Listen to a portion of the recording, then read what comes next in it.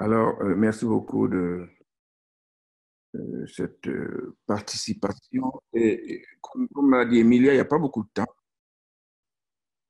Mais nous avons déjà une série de messages très clairs et je commencerai par ça parce que je voudrais que les panélistes soient très précis autant que possible. Évidemment, je ne voulais pas couper leur créativité ni leur contribution, mais Maïmouna nous a dit tout à l'heure qu'il faut vraiment qu'on crée des villes de solidarité. Et ces villes de solidarité doivent participer à la construction d'une nouvelle narration sur les migrants. Et notre collègue de Lisbonne nous a aussi dit que probablement il faut qu'on regarde les migrants comme un actif et an asset, non, un migrant as an asset, et que on crée véritablement la confiance pour s'éloigner des réflexes actuels de chacun pour soi. Alors, j'ai quatre villes à qui je pose la question. Comment vous répondez concrètement à cet appel d'être ceux qui racontent différemment la migration, ceux qui considèrent la migration comme un moyen de renforcer la solidarité entre les gens, ce qui fasse que les migrants soient intégrés dans cette lutte contre le coronavirus. Et comment vous, dans votre ville, entreprenez de faire en sorte que les migrants ne soient pas discriminés. Je voudrais commencer par Monsieur le maire de Grenoble. Je sais que la France est parmi les pays les plus frappés. Et j'irai ensuite vers le maire de Lampedusa. Ce n'est pas l'ordre qu'on m'a donné, parce que c'est les deux pays qui aujourd'hui font face à cette pandémie de façon extrêmement dure. Et puis, nous viendrons en Afrique. Monsieur le maire, Éric Pion, si vous êtes là. Merci pour cette rencontre. Je crois que nous avons envoyé quelques diapositives à partager. Well, I think we've been able to hear and share a number of these.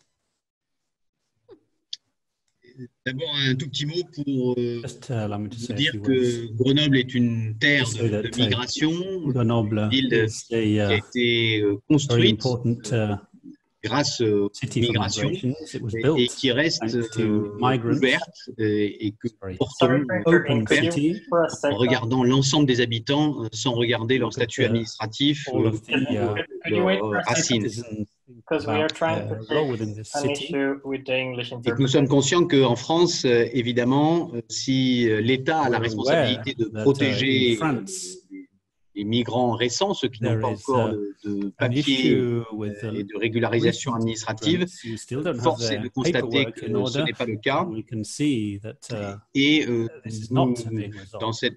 face à cette situation, nous continuons de porter cet état d'esprit ouvert, de regarder ces migrations avec richesse. Et la carte que je partage ici est une carte que nous avons construite avec l'Institut français des relations internationales et qui montre de façon très concrète, en fait, tous les supports et toutes les contributions qui sont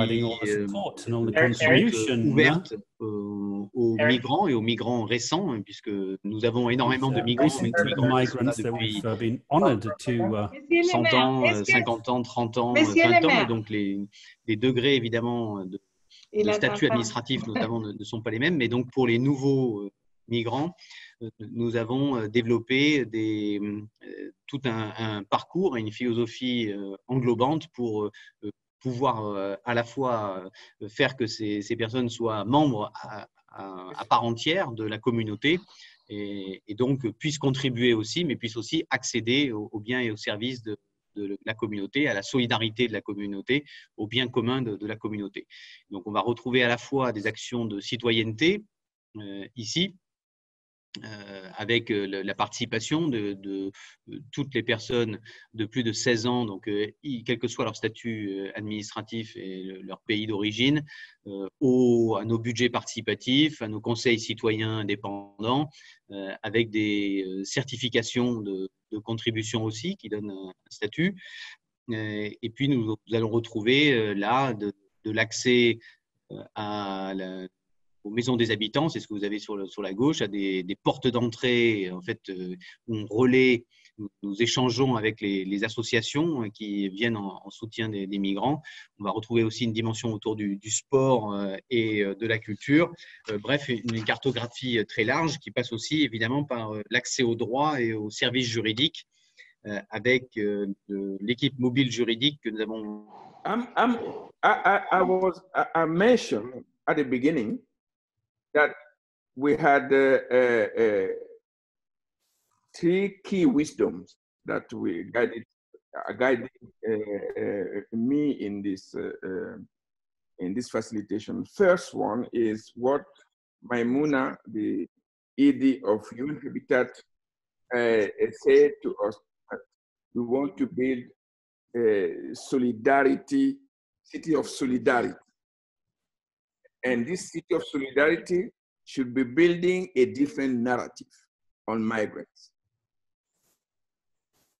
And we have also a colleague from Portugal who said that we need to involve cities in migration policies to ensure that these migrants have rights and to see the migrants as assets and avoid any discrimination in face of this pandemic. So my question to all of you was, how in your context you try to be in line with these wisdoms?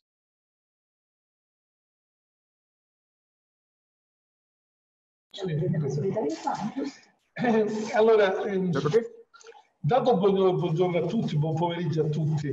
Good evening to everyone. No, c'è bisogno di noi siamo, come si dice, siamo già in prima fila per quanto riguarda il problema degli sbarchi, perché anche in questo sistema sanitario diciamo di coronavirus abbiamo avuto gli sbarchi e stiamo adottando degli accorgimenti particolari per cercare, come si dice, di salvaguardare anche la vita di coloro i quali arrivano a Lampedusa.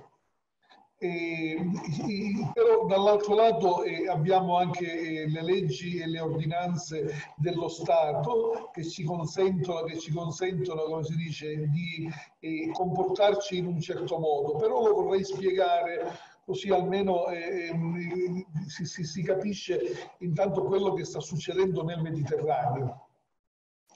Noi nel Mediterraneo abbiamo da un lato alcune ONG che stanno cercando di soccorrere i migranti al di fuori della zona SAR dell'Italia.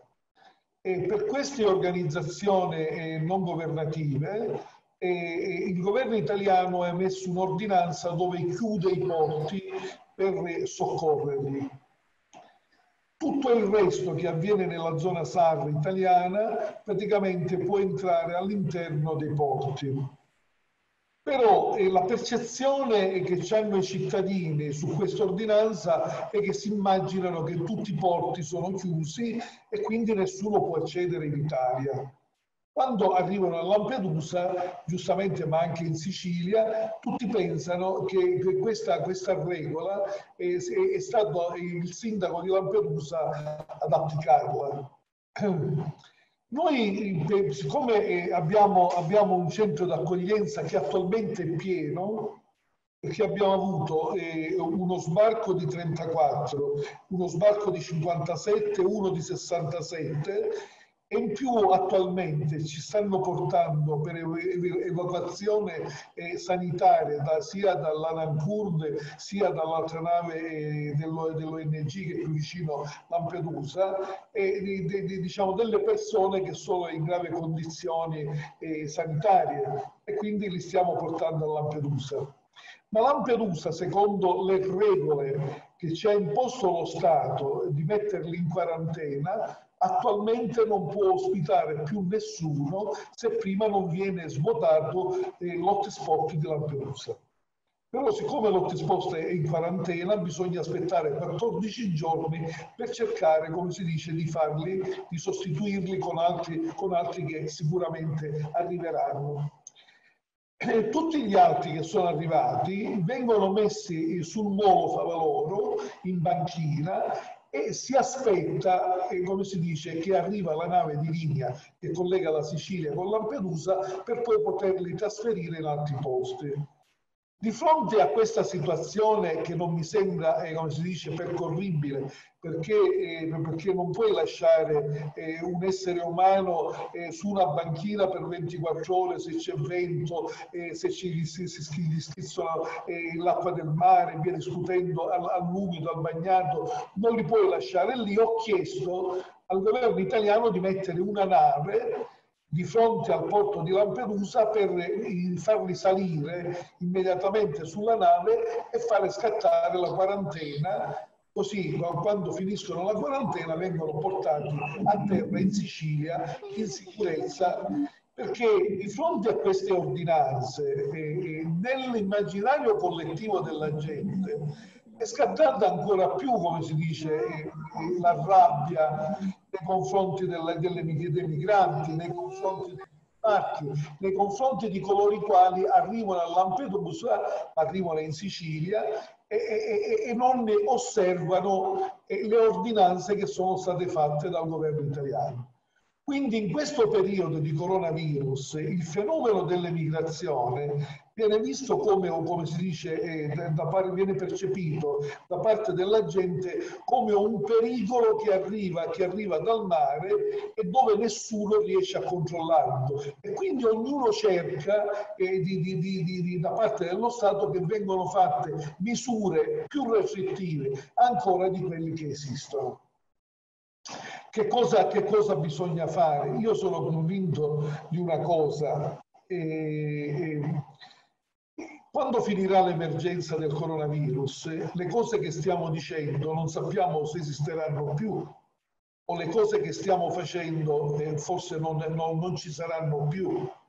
Il problema vero di questa discussione, ma di quello che stiamo facendo sui territori, è quello di cercare, ma intanto dal punto di vista già culturale, farlo partire ora, in questo momento difficile dove ognuno resta a casa. Tanto bisogna fargli capire che non è vero che quelli che arrivano dall'Africa hanno il coronavirus, perché noi ne abbiamo avuto uno solo che si è manifestato il coronavirus quando è stato trasferito a Pozzallo.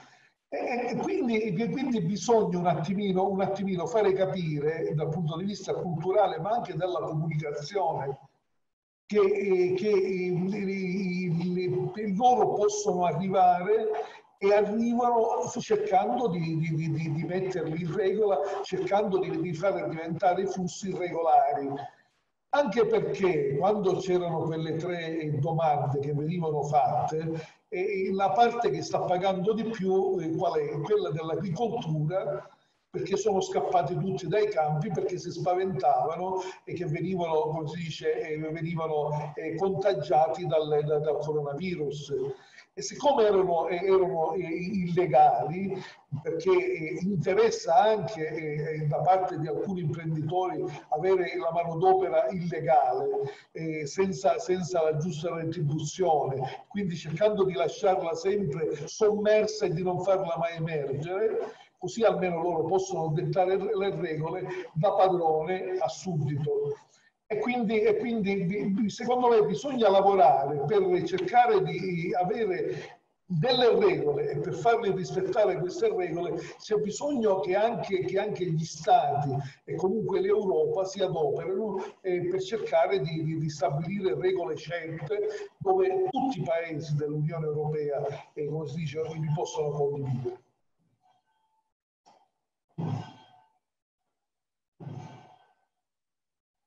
Non si sente, non si sente, non si sente.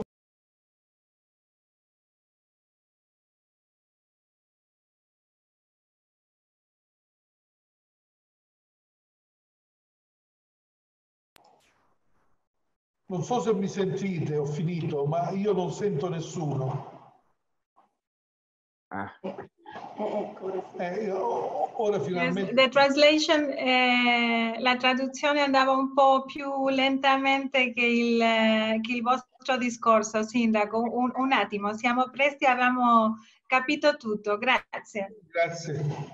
Jean-Pierre, please, Yes. the floor is yours. Okay, thank you. Donc, merci beaucoup pour ce témoignage. Effectivement, ville accueillante, oui, mais pas hors la loi. Donc, vous indiquez très clairement que si nous voulons faire prospérer les villes accueillantes, il y a un front à ouvrir de discussion avec les États sur le front des droits des migrants, et pour lesquels, manifestement, les villes qui pourraient être accueillantes sont relativement contraintes. Donc, c'est une dimension qui est très importante. Et je ne sais pas si Grenoble est toujours là. Est-ce qu'elle est confrontée à ce problème également? Grenoble. We have international relations from Grenoble. No. The mayor had to leave, so Grenoble. Oui, bonjour. Bonjour à toutes et tous. Donc, je m'appelle Éric Recoura, je suis le directeur de l'action internationale et le responsable de la plateforme Grenoble Terre d'accueil. Je dois excuser le maire de Grenoble qui doit présider le conseil municipal à partir de maintenant. Donc, il est resté avec nous jusqu'à sa déconnexion. Et au moment où il intervenait, il vous présentait cette cartographie que nous avons réalisée avec l'Institut français des relations internationales, qui permet surtout, et ce que vous venez de dire le confirme, c'est-à-dire que l'action d'une collectivité locale, c'est d'abord une action de terrain qui mobilise l'ensemble des services publics de la collectivité, et que ça soit par le sport, par la culture, par la possibilité donnée aux migrants de pouvoir être acteurs de leur ville en participant notamment à la démocratie locale, même s'ils n'ont pas le droit de vote. Et non, nous ne sommes pas contre l'État, mais par contre, nous mettons la pression à l'État pour aussi que les règles puissent changer, pour que, alors pas simplement elles puissent faire ce que l'État doit faire, notamment en termes d'hébergement, mais aussi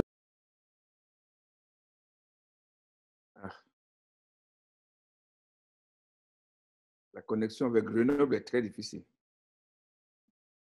Est-ce que vous m'entendez à nouveau? Oui, oui. Allez-y. Pardon. Non, je disais que dans la relation à l'État, nous sommes quand même souvent en tension.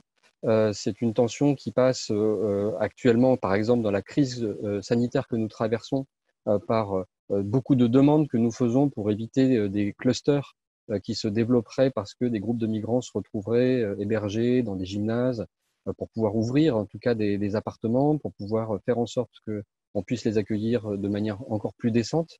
Donc de pousser la logique de solidarité que nous avons déjà à Grenoble de manière plus forte, en essayant d'expliquer que c'est pour notre bien et notre sécurité à toutes et tous, qu'il en va de la dignité humaine, mais il en va aussi de la sécurité de tous les habitants de la ville.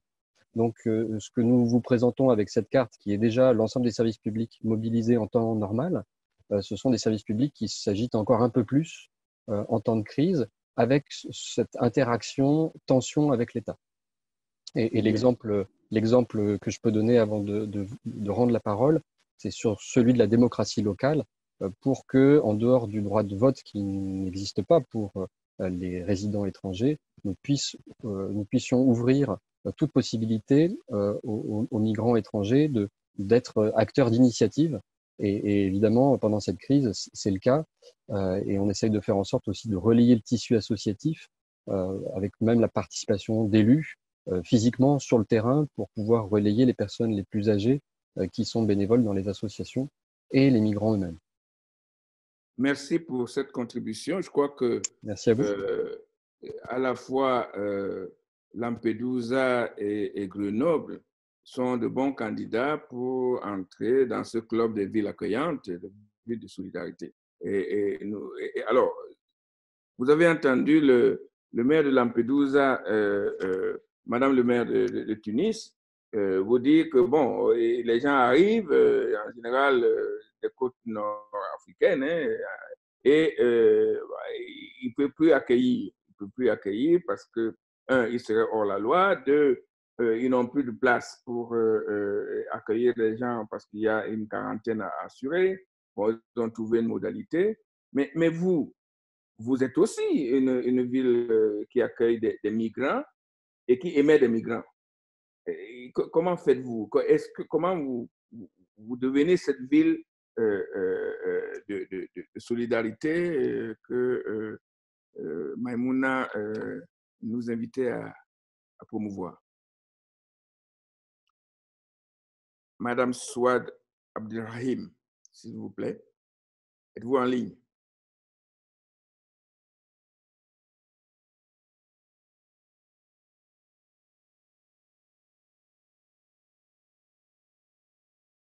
Tunis? Est-ce que Tunis est en ligne? Oui, Jean-Pierre, ils étaient là. Je pense que c'est juste un petit souci de micro, hein. Donc, mais ils sont connectés. D'accord. Alors, est-ce qu'on peut aller à Douala 3 si Tunis n'est pas tout à fait prêt? Je crois que Douala 3 a entendu la même question.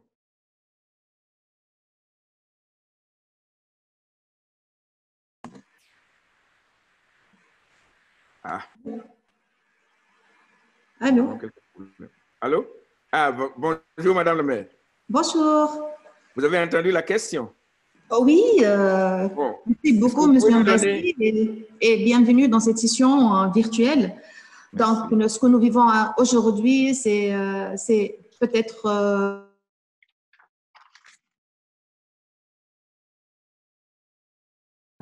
cette pandémie que nous vivons actuellement a touché Tunis comme la majorité des villes capitales à travers le monde. Donc, le confinement général et le couvre-feu décrétés pour faire face à la propagation du virus ont affecté la ville et ses habitants. Et malheureusement, les plus affectés sont les populations vulnérables, dont les migrants. C'est pour cela que je dois dire que nous devons travailler en collaboration avec les autorités centrales. Donc, le pouvoir local, spécialement les municipalités, font un effort majeur actuellement, puisque ce sont les gens de la population les plus proches des citoyens. Et ils connaissent très bien les différentes régions ainsi que les différents problèmes des migrants à Tunis. C'est pour cela que nous avons fait plusieurs actions de solidarité avec cette population qui sont actuellement en difficulté. Et nous avons mobilisé un élan de solidarité, d'aide de tout genre pour les migrants, à savoir les étudiants et les stagiaires ici à Tunis. Bon. J'aime bien parler de réseautage. Et là, je veux remercier CGLU parce que les organisations internationales comme le nôtre, CGLU, ont un rôle très important, voire même capital, pour soutenir et orienter et accompagner les villes et les gouvernements locaux pour apporter les solutions et les mesures nécessaires pour faire face à cette épidémie et leurs retombées sur nos sociétés et la population, et essentiellement les migrants. Et c'est ce que vous êtes en train de faire actuellement.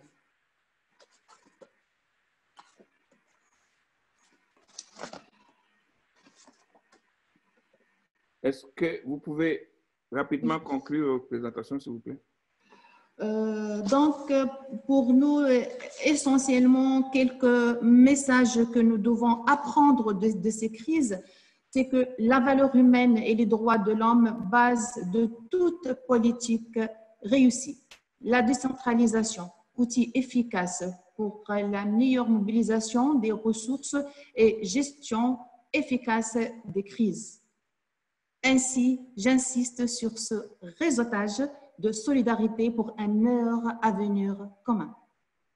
Merci beaucoup, madame. Merci à vous. Est-ce que Douala 3, vous êtes en ligne? Jean-Pierre, non, c'est Mohamed. Non, justement, je suis en contact avec Douala. On a quelques difficultés là aussi. Et donc, on va essayer de résoudre le problème le plus rapidement possible. Oui, mais alors, on a aussi un emploi du temps. Donc, c'est difficile. Il y a la deuxième table ronde qui doit commencer incessamment. Et moi, je voudrais simplement, peut-être, si jamais Douala 3 peut entre-temps être joignable, ça va. Sinon, moi, je voudrais qu'on prenne quelques leçons. Je partirai de ce qu'a dit Madame le maire de Tunis.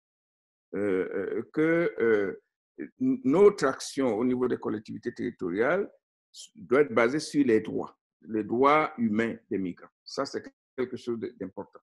Et donc, ça veut dire que tout le monde doit pouvoir avoir accès à tous les soins possibles et imaginables pour stopper la pandémie et soigner les malades. Deuxième élément que je vois, c'est que les villes sont au front, les villes sont en première ligne. Et donc, un des messages qu'on doit envoyer à tous, c'est que la décentralisation est probablement, les collectivités territoriales sont probablement des acteurs incontournables dans la gestion de la pandémie par rapport aux migrants. Et c'est très important que les migrants soient au cœur des préoccupations des collectivités territoriales, et ils le sont actuellement. La troisième chose que vous avez dit aussi, c'est que la solidarité, elle ne s'organise pas seule. C'est en réseau qu'on peut le faire, et la plateforme sur laquelle nous sommes en train de discuter est un de ces réseaux.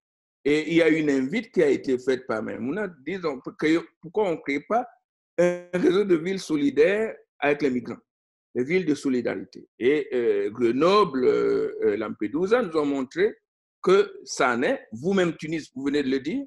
Et donc, quelque part, ces villes solidaires doivent engager des conversations avec leurs États respectifs pour, comme vous avez dit, assouplir l'application de la réglementation concernant les migrants, pour considérer les migrants comme des apports, et comme l'a dit Grenoble, et aussi pour qu'on reconnaisse que les migrants sortent généralement d'une collectivité territoriale pour s'établir dans une autre collectivité territoriale, et donc ceux qui doivent en principe gérer dans la proximité cette question de la migration et de la pandémie, ce sont les collectivités territoriales. Et donc, quelque part, ce que nous devons faire, c'est raconter cette nouvelle narration à laquelle nous a invité Maïmouna, et nous avons tous les éléments pour que ce réseau s'élargisse de plus en plus et que cette narration soit de plus en plus écoutée. Et notre plateforme CGLU est, me semble-t-il, la mieux indiquée pour porter cette nouvelle narration. Voilà ce que je voulais dire, mais Douala n'a pas pu se joindre à nous entre-temps, alors je ne sais pas comment on va s'excuser. No, let us see, Jean-Pierre, if they join later. I mean, this pandemic is showing us that there is a true digital divide, that we are not all the same, that we have many challenges to face, and sometimes also non-discriminatory, also in Europe, connectivity is not easy when so many people are demanding. So we will put Douala back as soon as they get in. What I propose is to go to the next round table, yes. And we will try to get Douala in as soon as we can. I understand that our president is also here. I don't see him in the pictures, but I think he has joined us, Dr. Budra. I am here. Our president, yes. Here. So, President, very quickly, a couple of remarks. We are really late, almost half an hour or more late, but I cannot, of course, go ahead without giving you the floor. So, President, a few remarks for this important session before we go to Lefteris. President, the floor is yours.